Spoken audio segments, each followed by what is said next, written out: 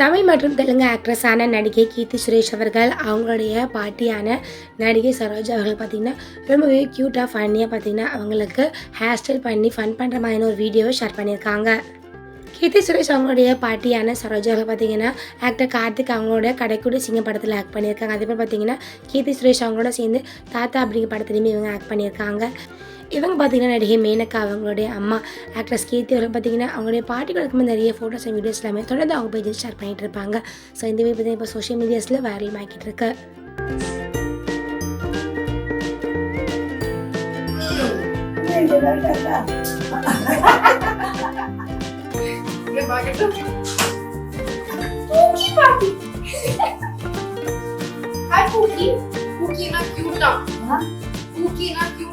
இப்போ இந்த ஜென்சி டர்ம்ல இல்ல போடுவா சைக்கிள்ல போடுவா கண்ணாடி பேசில கிளாஸ்